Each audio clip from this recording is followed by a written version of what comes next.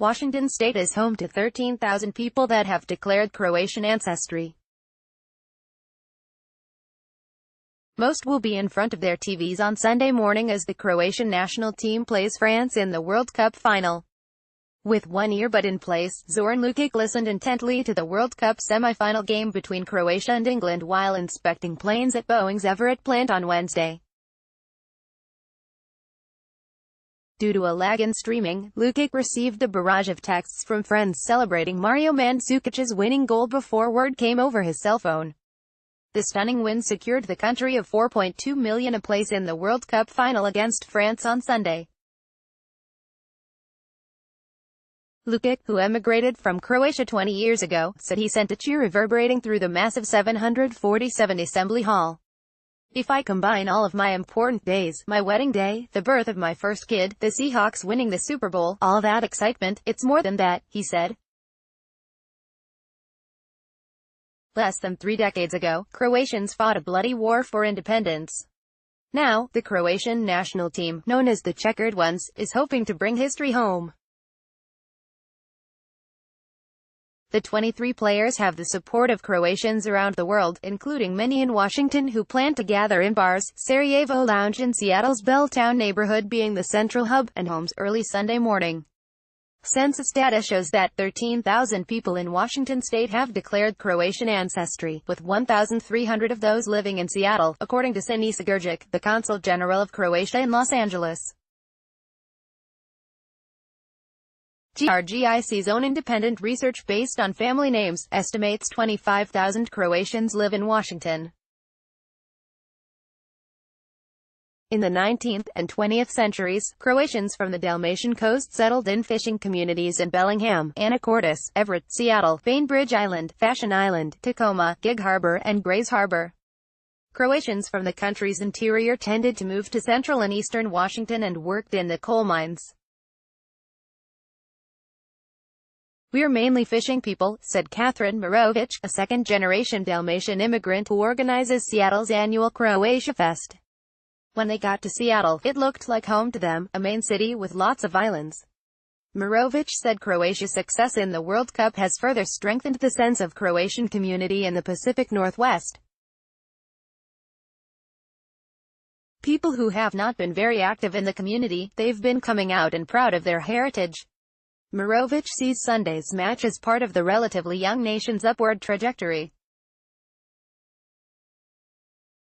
From being a communist country, fighting a war, and building it up to be a place of destination, and to top it all off, to be in the World Cup and in the final, it's unbelievable, she said. This story of progress is embodied by Nik Bezimalovic, who left Croatia for the U.S. in the early 1900s when he was 15. Bezimalovic outgrew work as a deckhand and built a life in Gig Harbor as a successful fisherman, owner of a regional airline and a friend of President Harry Truman through his involvement with the Democratic Party. Ria Bez, his granddaughter, said he Americanized his last name in part because Croatians were associated with communism.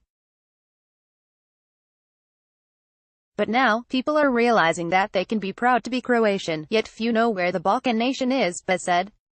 "It's the backside of the boot of Italy," she tells them. The Seattle Junior Tamburitsans, a folk song and dance ensemble of Croatian-American youth, toured Croatia in recent weeks and experienced the electric energy in Zagreb cafes during a World Cup game, co-president Shelley Pasovic said.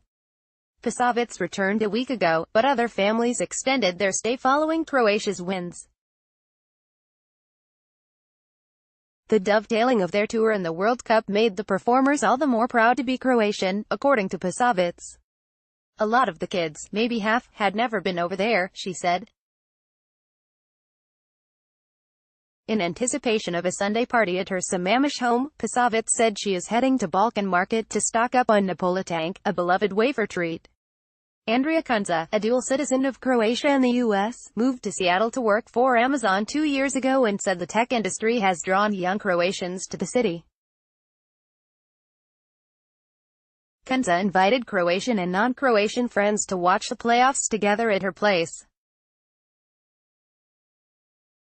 It's a chance for all Croatians, from new arrivals to second and third generation families, to come together like this all over the country, she said.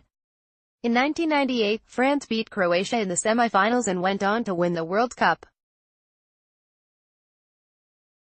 But many Croatians said they are hopeful that Sunday's game will be their comeback. Anthony Tarabokia, who immigrated from Croatia at age 5, is one such optimist. He said he inherited his love of soccer from his father. In their West Seattle neighborhood, his father and his friends set up goals on a dirt field and played with their boots on, because they didn't have cleats. The American kids would come and watch, and a lot of them started playing. One of the kids went on to play for the University of Washington, he said. Now 61, Tarabokia recalls playing soccer in the greater Seattle area with the Croatian team in the 1970s and 80s. Our sisters and mothers would be Croatian cheerleaders.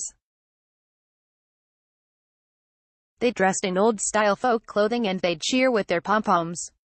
On Sunday, Tarabokia will be the cheerleader, along with his family and friends from his days in commercial fishing.